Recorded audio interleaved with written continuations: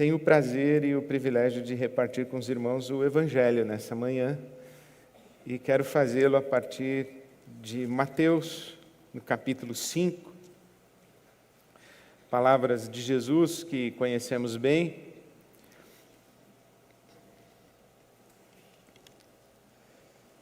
Mateus, no capítulo 5. Eu leio os versículos de 14 a 16. Que o Senhor nos abençoe e fale conosco ainda mais, além do que já tem falado nessa manhã. Amém. Jesus disse: vocês são a luz do mundo.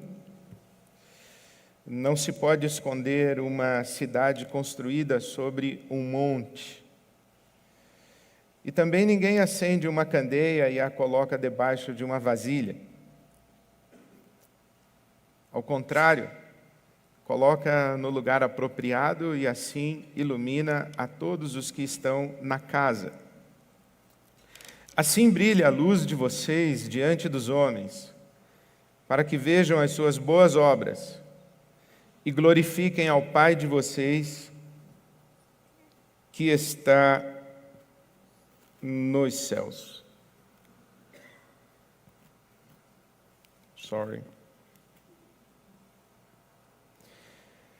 Vocês são a luz do mundo.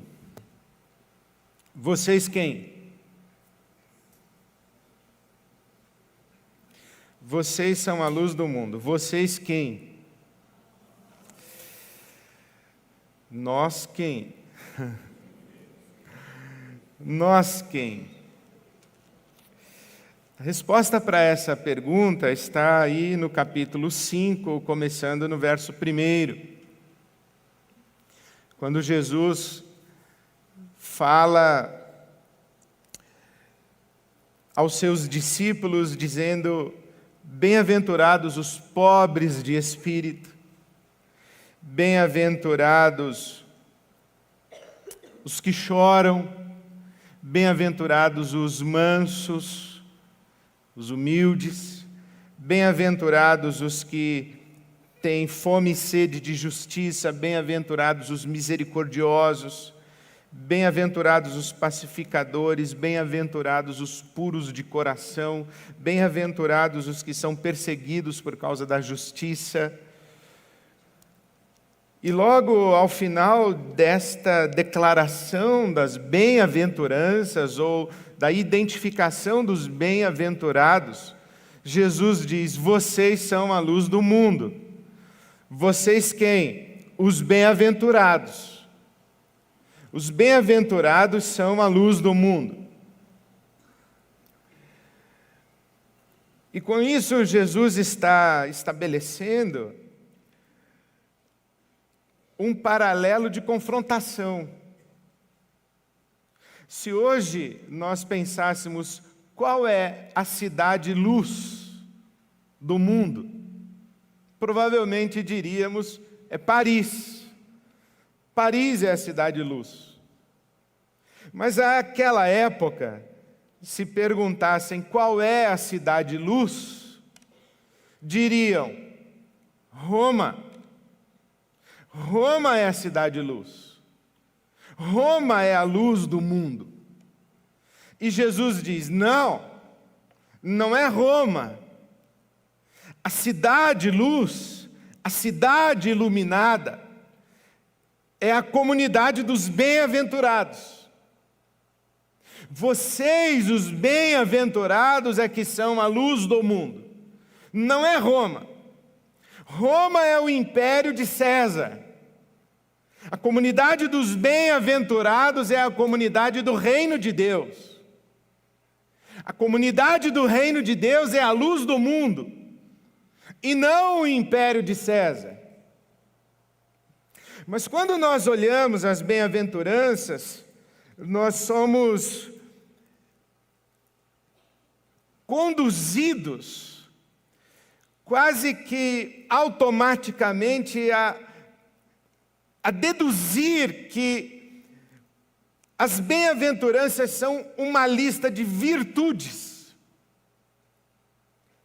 que há virtude em ser pobre de espírito, há virtude em ser manso, humilde, há virtude em buscar a justiça, em ser misericordioso, pacificador. Como se Jesus estivesse dizendo: olha, estas são características de pessoas que, quando formam uma comunidade, iluminam o mundo.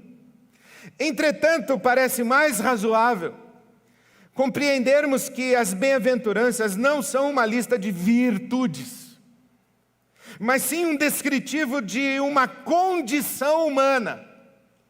Porque de onde vêm os bem-aventurados? Os bem-aventurados vêm do capítulo 4 de Mateus, os versículos de 23 a 25. Quando diz que Jesus foi percorrendo toda a Galileia, anunciando nas sinagogas o evangelho do reino de Deus, a chegada do reino de Deus. E diz então que ele foi curando os enfermos, curando de toda sorte de enfermidades e doenças, e mais do que isso, ele foi expulsando os demônios que oprimiam e afligiam aquelas pessoas. E a fama de Jesus se espalhou, e as multidões começaram a se aproximar de Jesus, começaram a se reunir em volta de Jesus, trazendo as suas angústias, trazendo as suas necessidades, trazendo as suas dores, trazendo as suas calamidades, trazendo o seu sofrimento. E quando Jesus olha aquela multidão de gente miserável, de gente que sofre, de gente que padece, Jesus olha para aquela gente e diz: aí estão os bem-aventurados, estes pobres de espírito, estes que choram, estes que clamam por justiça, estes são os bem-aventurados. Mas não são bem-aventurados porque choram, porque clamam por justiça, porque gritam pedindo paz. Ninguém é bem-aventurado porque é pobre, e pobre de espírito.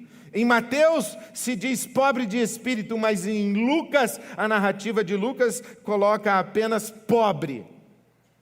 E ainda faz um contraponto com uma maldição: bem-aventurados os pobres, e ai de vocês os ricos. Bem-aventurados os que choram, e ai de vocês os que hoje riem e se alegram, como uma crítica dizendo: vocês são amaldiçoados, ai de vocês porque estão alienados, a vida está correndo e vocês estão como bobos alegres, sem perceber a realidade onde estão, ai de vocês.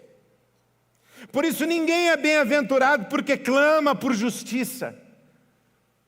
Ninguém é bem-aventurado porque é perseguido por causa de justiça. Ninguém é bem-aventurado porque chora. Se eu fizer um apelo agora pela manhã e disser assim: quantos irmãos querem chorar hoje? Ninguém vai levantar a mão. Principalmente esse choro. Esse choro aqui é o choro do luto. É o choro dos mortos. Jesus está dizendo: vocês que estão chorando os seus mortos, vocês são bem-aventurados. Este clamor por justiça, quem tem fome e sede de justiça, quem é que tem fome e sede de justiça, senão o injustiçado? Quem é que clama por paz, senão aquele que está sofrendo violência, ou os danos e os efeitos maléficos, malignos, nefastos da violência? Bem-aventurados os pacificadores, não é bem-aventurados vocês que promovem a reconciliação dos cunhados, não é isso, embora seja necessário. Pacificadores são aqueles que estão gritando pelo amor de Deus, façam a paz. Por quê? Porque essa multidão que está em volta de Jesus é uma multidão oprimida pelo Império Romano, por César, pela força bruta de um império totalitário, que invade territórios, cidades, vilas, aldeias, tacando fogo nas casas, estuprando e violentando as mulheres, matando os idosos, arrastando para o trabalho escravo os jovens fortes, desprezando as crianças que choram a morte dos seus pais, deixando atrás do seu rastro de violência mulheres viúvas que choram, homens que perderam suas terras, perderam suas casas, agora estão tendo que pagar impostos abusivos a Roma. E Roma chega dizendo, anunciando a sua paz, trazendo o seu evangelho, o evangelho de César. E Jesus olha essa multidão e diz assim: esse pessoal, esses são os bem-aventurados. Mas por que são bem-aventurados? Eles estão em desgraça. E Jesus diz: eles são bem-aventurados porque deles é o reino de Deus. Eles são bem-aventurados não porque choram, mas porque serão consolados. Eles são bem-aventurados não porque são misericordiosos, mas porque alcançarão misericórdia. Os misericordiosos são aqueles que sofrem e porque sofrem são solidários com quem sofre. É difícil ser solidário com quem sofre quando você não sofre. Os misericordiosos são aqueles que, afetados pela mesma dor, conseguem desenvolver a empatia por aqueles que estão padecendo. E Jesus diz: você que está sofrendo e se solidarizando com quem sofre, você alcançará misericórdia também. Você que chora será consolado, você que clama por justiça, você será saciado. Você tem fome de justiça, então você será saciado. Você que é puro de coração, você verá a Deus. Você que está clamando por paz, você será chamado filho de Deus, porque o filho de Deus é o príncipe da paz. Então, quando Jesus diz assim: olha, vocês são a luz do mundo, Ele está falando para a gente miserável. Ele está falando para a gente que sofre os abusos dos poderes tirânicos e malignos. Pessoas que estão desprezadas no mundo e que por isso acolhem o reino de Deus como boa notícia.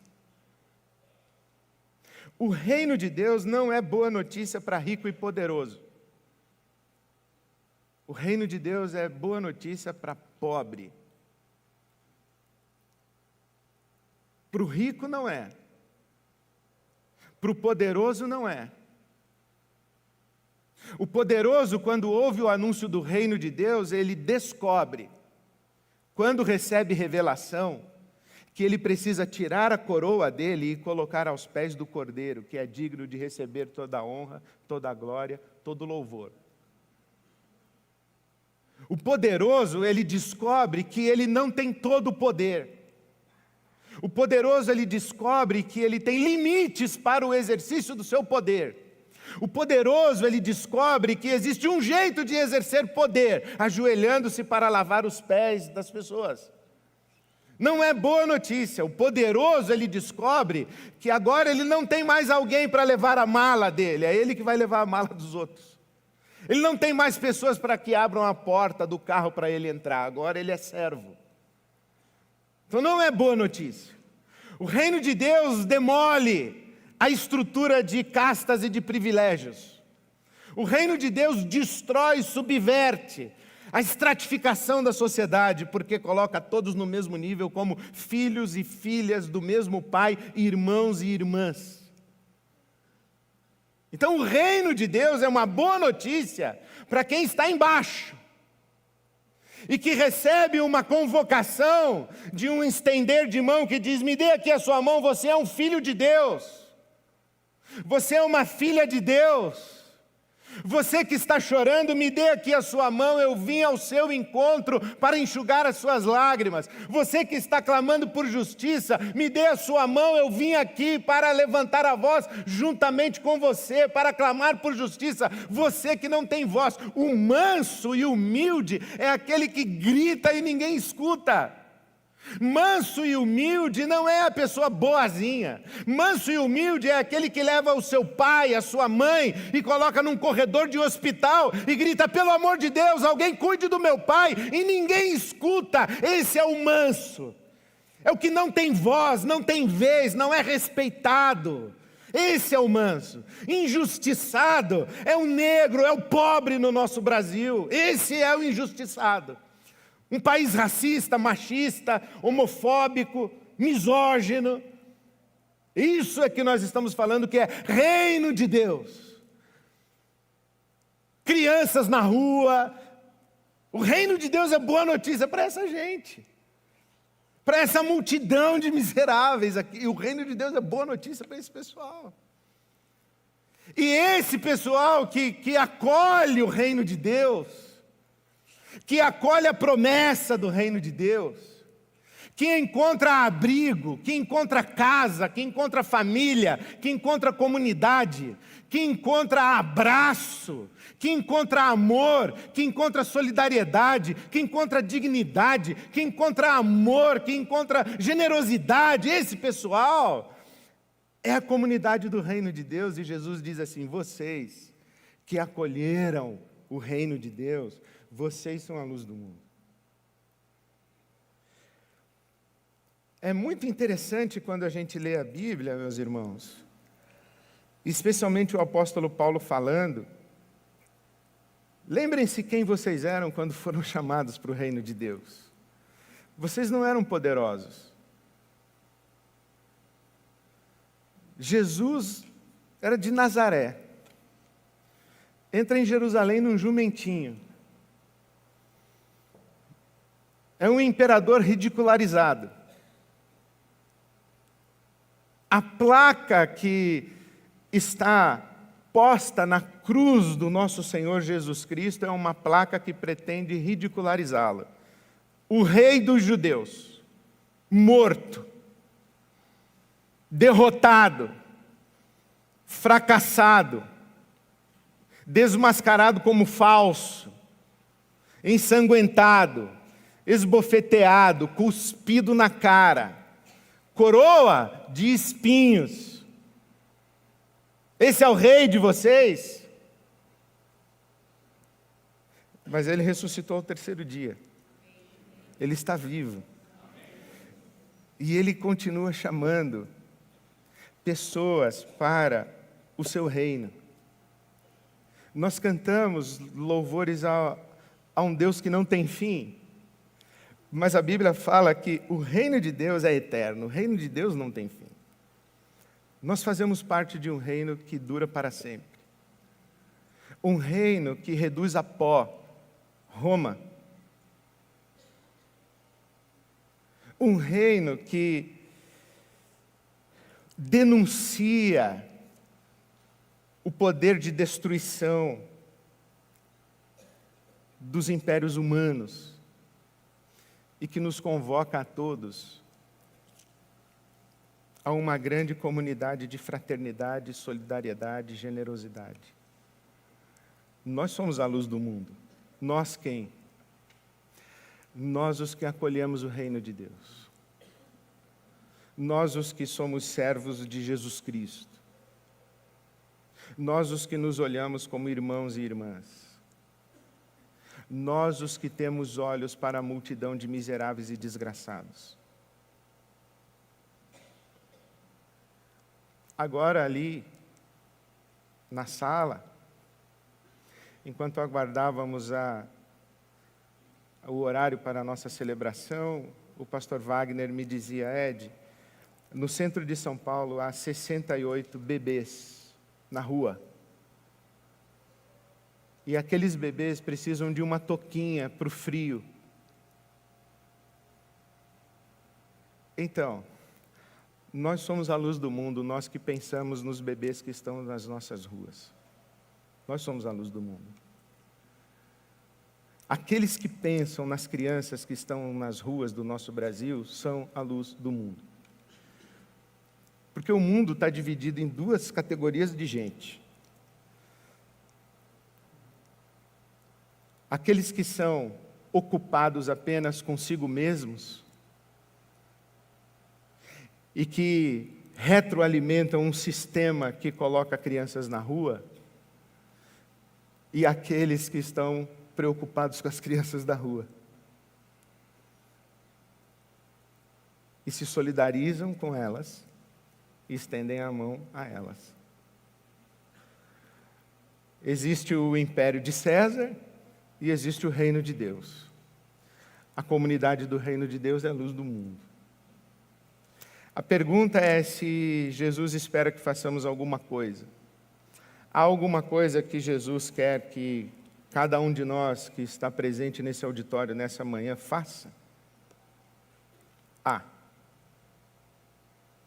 O que Ele espera que nós façamos? Ele espera que a nossa luz brilhe. Assim brilhe a sua luz. Assim resplandeça a sua luz.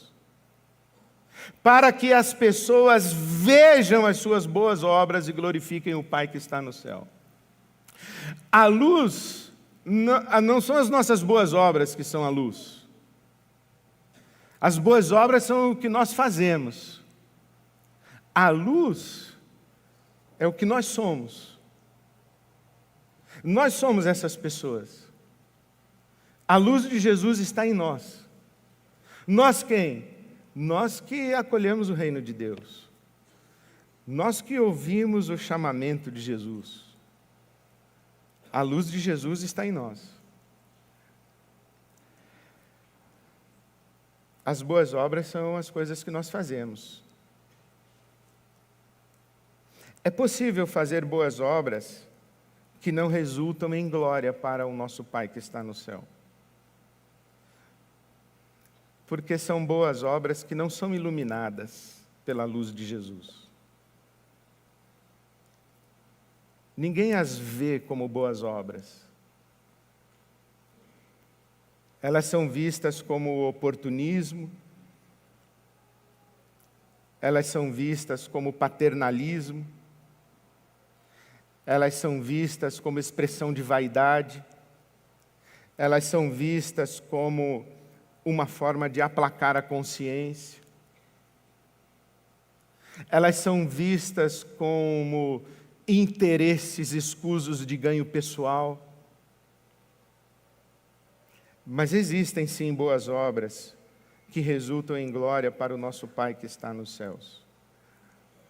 Quando nós as fazemos motivados e absolutamente comprometidos com o Evangelho do Reino de Deus. Quando nós as fazemos em nome de Jesus. Existe algo que Jesus espera que você e eu façamos? Sim, boas obras. Paulo apóstolo disse que nós somos salvos pela graça. Pela graça vocês são salvos por meio da fé. E isso não vem de nós, não vem de vós, é dom de Deus. Não vem das obras para que ninguém se glorie, mas continua. Porque nós somos feitos por Deus, recriados em Cristo para as boas obras. Paulo escreve a Tito, capítulo 2, o versículo 14, que Deus nos resgatou da nossa maldade e nos purificou para si, para que nós fôssemos um povo exclusivamente dele, dedicado às boas obras. Paulo apóstolo escreve a Timóteo, dizendo e fazendo um apelo, que Timóteo deveria ensinar àqueles que neste mundo têm condições para que sejam ricos em boas obras. e assim dependam e vivam para a glória de Deus, que, leia na sua Bíblia, eu gosto muito desse versículo porque ele me salvou de uma culpa que eu carreguei durante muito tempo. Durante muito tempo eu carreguei uma culpa por ser rico, por ter carro.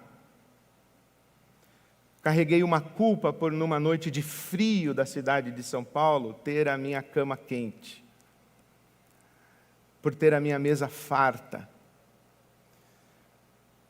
Eu me lembro como se fosse hoje, do alto do 13º andar do meu apartamento, uma noite de frio e muita chuva na cidade de São Paulo. Muita chuva na cidade de São Paulo. Eu olhando daquela janela do meu apartamento, aquele frio e aquela chuva do lado de fora, eu tive um sentimento, Wagner, de ao mesmo tempo agradecer a minha casa, o meu chocolate quente, o meu cobertor, e me sentir culpado, e me sentir constrangido pensando em quem estava do lado de fora, em quem não tinha aquilo que eu, como um privilegiado, tinha.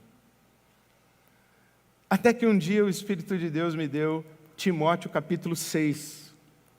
Paulo, escrevendo a Timóteo, diz que Deus nos dá dinheiro, recursos materiais para duas coisas. Primeiro, para a nossa satisfação. Isso me salvou muito. Porque agora eu podia tomar o meu chocolate quente. Eu poderia me abrigar, eu poderia assistir Netflix de noite, acolhido do frio, com a minha família, com a minha esposa. Para minha satisfação, vírgula, e para as boas obras. Nós somos pessoas privilegiadas nessa cidade de São Paulo. Nós temos que agradecer muito a Deus isso. Muitos de nós tivemos uma infância difícil, dura, sofrida. Meu pai faleceu com 26 anos de idade. Com 2 anos de idade, a minha irmã no colo da minha mãe, eu com 2 anos e meio. Com 6 meses, a minha irmã e eu com 2 anos e meio. Meu pai faleceu e eu cresci num orfanato onde a minha avó paterna era diretora do orfanato da Associação Evangélica Beneficente da Igreja Presbiteriana, lá em Santos. Eu cresci ali. Eu fui educado ali. Eu fui uma dessas crianças apadrinhadas, que esperava o presente de Natal com ansiedade. E hoje, eu olho e vejo a graça de Deus abundante na minha vida. E de como a graça de Deus para comigo não foi vã. E o que a graça de Deus fez por mim. E descobri que só há 2 maneiras da gente responder à graça de Deus. Com gratidão, porque é um mistério.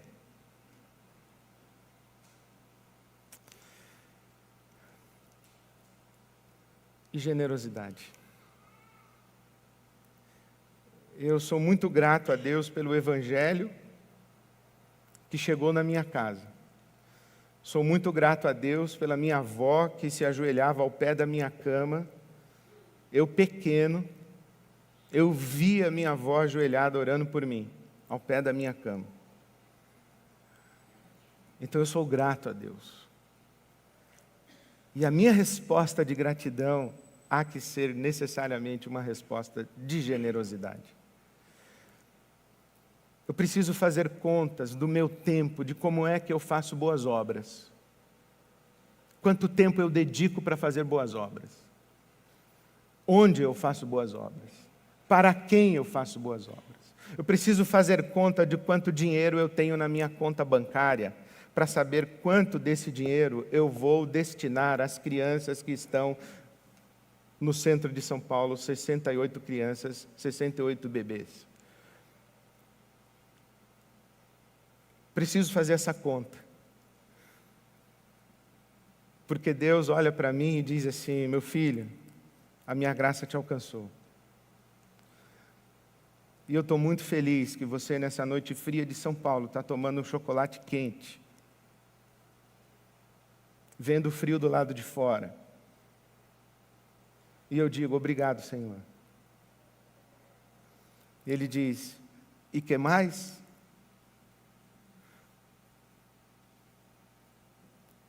E eu digo: quanto tens comigo, Senhor? Que não é só para mim. Quanto tens comigo? Que não é só para mim. Quando a graça de Deus nos alcança, a gente responde a ela com gratidão e generosidade. Quem é a luz do mundo? Vocês são a luz do mundo. Vocês quem? Vocês que acolheram o reino de Deus, que enxergaram as maldições dos impérios de César, que enxergam as multidões de desgraçados e que dizem: a graça de Deus nos alcançou, enxugou o nosso pranto, consolou o nosso coração, nos trouxe para o reino que não tem fim, e vai alcançar vocês também. Vocês são a luz do mundo. Vocês quem? Vocês, alcançados pela graça, que respondem à graça de Deus com gratidão e generosidade. Essa igreja é luz do mundo.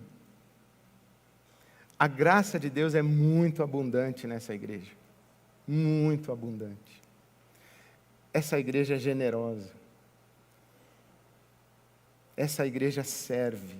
Essa igreja é doadora. Essa igreja é grata a Deus. E eu faço um apelo para que você